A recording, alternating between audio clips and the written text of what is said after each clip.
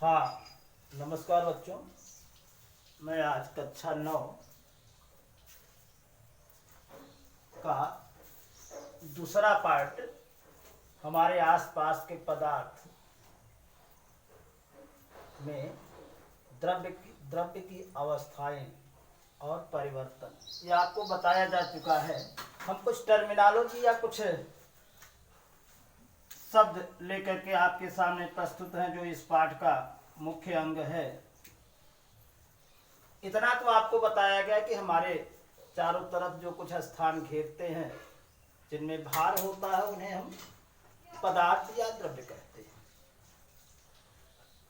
द्रव्य 3 अवस्थाओं में पाया जाता है मुख्य रूप से, बाकी आगे भी तमाम अवस्थाएं हैं। प्लाज्मा अवस्था है, कोलाइडल अवस्था है, अलग अलग अवस्थाएं, लेकिन मुख्य रूप से ठोस, द्रव और गैस। ठोस, द्रव, गैस के अभिलाक्षणिक गुणों के बारे में हम आपको बता चुके हैं पार्ट फर्स्ट में। हम आपको ये भी बता दें कि आप कॉपी बना लीजिए, जीव विज्ञान की कॉपी बना लीजिए। उसमें मोटी सी कॉपी बनाइए, उसमें आप जीव विज्ञान, वनस्पति जो है केमिस्ट्री और भौतिक विज्ञान लिखिए। 30% सिलेबस कम हो गया है तो उसको बनाते रहिए, दोबारा पढ़ाना ये संभव नहीं होगा। कुछ टर्मिनोलॉजी है। हमने बताया था किसी ठोस को गर्म किया जाए तो जो है वो द्रव अवस्था में बदल जाता है, और द्रव अवस्था को थोड़ा और गर्म किया जाए तो गैस अवस्था में बदल जाता है। अब उसी में जो टर्म है वो पहला टर्म है गलन। गलन क्या है? यानी कि ऐसा तापमान, ऐसी अवस्था जिस तापमान पर कोई ठोस द्रव अवस्था में परिवर्तित हो जाता है उसे हम गलन कहते हैं। और जिस तापमान पर, यानी जो तापमान है, जिस तापमान पर कोई ठोस, या यूं कह सकते हैं मुख्य रूप से बर्फ,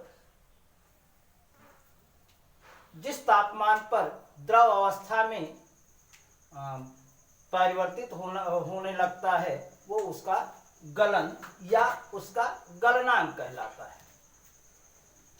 तो जिस तापमान यानी अंश सेंटीग्रेड पर, यूं कह सकते हैं कि 0 से ऊपर जितने जाएंगे, यानी 4 अंश सेंटीग्रेड, 5 अंश सेंटीग्रेड या 6 अंश सेंटीग्रेड ऊपर जैसे जैसे बढ़ेंगे तो कोई ठोस जो है द्रव में बदलना प्रारंभ कर देगी, और इस तरह से उसे हम द्रव का ठोस का द्रव में बदलना ये गलन है। लेकिन जिस तापमान पर, जिस अंक पर, जिस तापमान के जिस अंक पर ये द्रव अवस्था में बदलना प्रारंभ करता है उसे हम उसका गलनांक कहते हैं। अब ये तापमान 0 से ऊपर कुछ भी हो सकता है। हिमीकरण क्या है? हिम मतलब होता है बर्फ। हिम मतलब बर्फ, यानी बर्फ अवस्था में परिवर्तन होने की प्रक्रिया को हम हिमीकरण कहते हैं। प्रत्येक द्रव का जो हिमीकरण पॉइंट होता है, हिमांक होता है, वो अलग अलग होता है।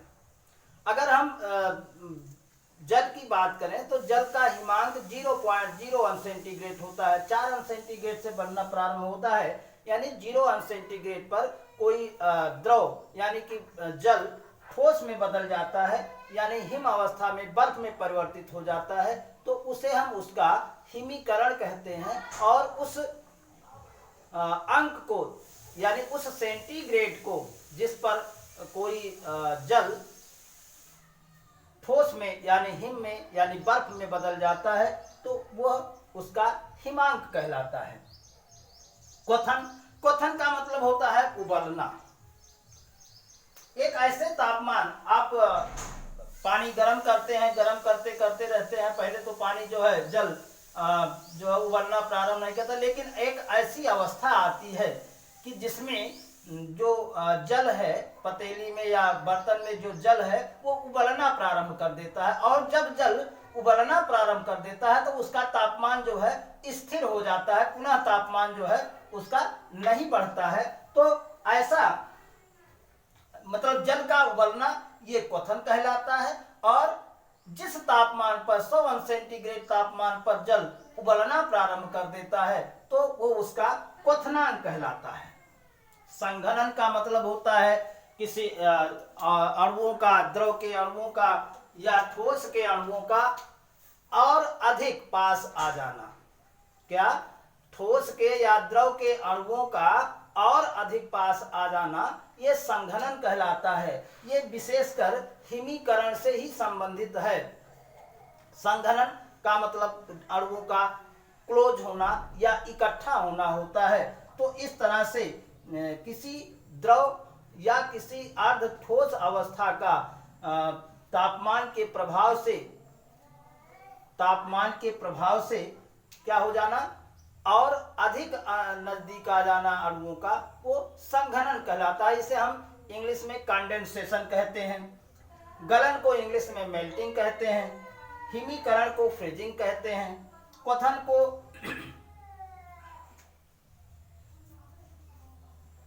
संघनन को कंडेंसेशन कहते हैं, वाष्पन को क्या कहते हैं? इवापोरेशन कहते हैं। तो संघनन होगा। वाष्पन क्या है? ऐसी अवस्था, हमने आपको बताया कि जब पहली अवस्था में जो है, जब हम गर्म करते हैं स्टोव पर या गैस पर गर्म करते हैं तो क्या होता है, वो उबलता नहीं है।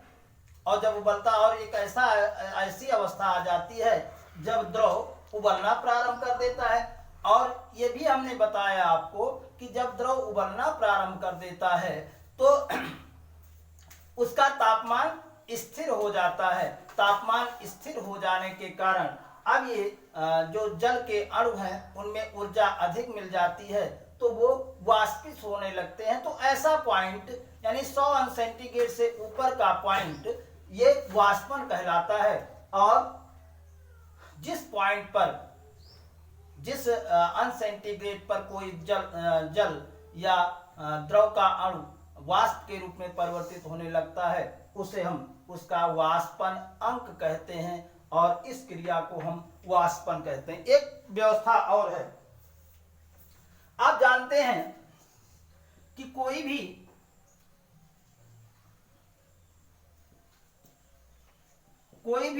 जो ठोस है पहले द्रव में बदलेगा, फिर गैस में बदलेगा।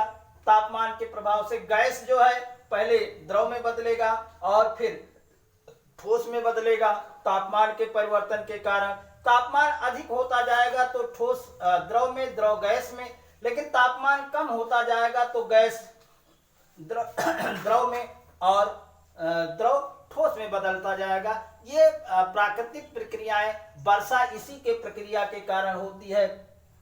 पहले द्रव अवस्था ठोस में, गैस में बदल जाती है, फिर संघनन प्रक्रिया होती है, वो द्रव में बदलती है ऊपर जा करके। और कभी कभी तापमान इतना अधिक हो जाता है कि जो बर्फ के, जो जल की बूंदें हैं वो अधिक कंडेंसेशन के कारण क्या हो जाती हैं, ठोस में जो बदल जाती हैं और वो ओले पड़ते हैं। दूसरा हमने बताया कि ठोस द्रव में, द्रव गैस में परिवर्तित होता है। तो कभी कभी एक अवस्था ऐसी आती है जिसमें ठोस बिना द्रव में बदले हुए ही गैस में बदल जाता है। क्या? ठोस बिना द्रव में बदले हुए ही जो है ठोस सीधे गैस में परिवर्तित हो जाता है। इस प्रक्रिया को हम ऊर्ध्वपातन कहते हैं और ऐसे जो पदार्थ होते हैं उसे हम ऊर्ध्वपातज पदार्थ कहलाते हैं। अगर हम आप देखते होंगे कपूर, पूजा में कपूर जलाते हैं तो कपूर को जलाते हैं तो सीधे वो गैस में बदल जाता है।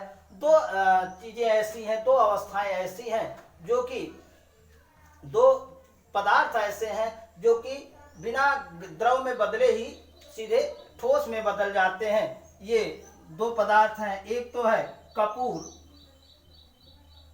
और दूसरा नौसादर है। नौसादर, ये दोनों पदार्थ ऊर्ध्वपातन पदार्थ हैं और इनकी प्रक्रियाएं ऊर्ध्वपातन कहलाती हैं।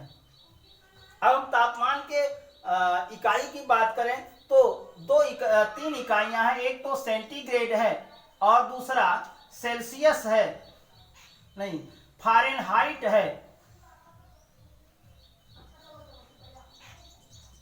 हाइट है, और तीसरा केल्विन है।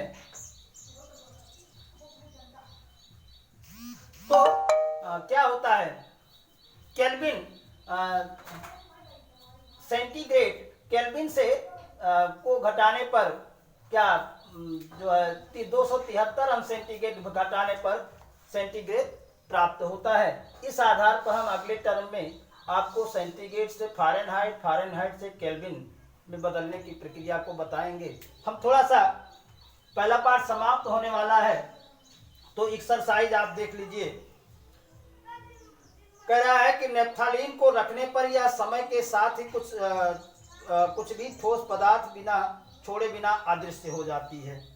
तो इस प्रक्रिया को हम ऊर्ध्वपातन कहते हैं। हमें इत्र की गंध बहुत दूर बैठे हुए पहुंच जाती है, तो इस प्रक्रिया को हम विसरण कहते हैं, या उसके गैस के अणु जो है ये हमारे पास तक विसरण द्वारा पहुंच जाते हैं। फिर कह रहा है कि निम्नलिखित पदार्थों को उनके कणों के बीच बढ़ते हुए आकर्षण के अनुसार व्यवस्थित कीजिए। ये एनसीईआरटी की बुक है और जो है राजीव प्रकाशन की है, जो प्रेस्क्राइब की गई है कक्षा 9 के लिए। निम्नलिखित पदार्थों को उनके कणों के बीच बढ़ते हुए आकर्षण के अनुसार व्यवस्थित करें। तो चीनी ठोस है, इसके कण जो है बहुत अधिक है, पहले पर ये रहेगा। दूसरा, जल ठोस से उसके अणु दूर दूर रहेंगे। और तीसरा, ऑक्सीजन गैस है, यानी कि ठोस द्रव यानी जल और गैस में जो कणों के बीच आकर्षण होता है वो घटता जाता है। निम्नलिखित तापमानों पर जल की भौतिक अवस्था क्या होगी? अब 25 अंश सेंटीग्रेड पर जल की अवस्था द्रव में होगी, 0 अंश सेंटीग्रेड पर बर्फ में होगी, और 100 अंश सेंटीग्रेड पर यह वाष्प में बदलने लगता है, जिसे हम वाष्पन कहते हैं। पुष्टि हेतु कारण दें। जल कमरे के ताप पर द्रव अवस्था में है। क्योंकि कमरे का तापमान सामान्यतः 25 अंश सेंटीग्रेड माना जाता है, इसलिए वो द्रव अवस्था है। क्योंकि अधिक तापमान होने पर ठोस गैस में बदल जाएगा। लोहे की अलमारी कमरे के तापमान पर ठोस है, क्योंकि इसका गलनांक जो है बहुत अधिक है। अधिक तापमान पर यह गलन पिघलती है, इसलिए ये ठोस अवस्था में है। 273 पर केल्विन पर बर्फ को ठंडा करने पर जल करने पर तथा जल को इसी तापमान ठंडा करने पर शीतलता का प्रभाव क्यों अधिक नहीं होता? क्योंकि इसमें गुप्त उष्मा, जल की गुप्त उष्मा अधिक होती है। तो इस तरह से ये पहला चैप्टर समाप्त है। इसको अपना लिख करके कंप्लीट कीजिए और एक्सरसाइज भी आप कर लीजिए। धन्यवाद। आगे के लिए हम हमारे शुद्ध और अशुद्ध पदार्थ के बारे में अध्ययन करेंगे। धन्यवाद।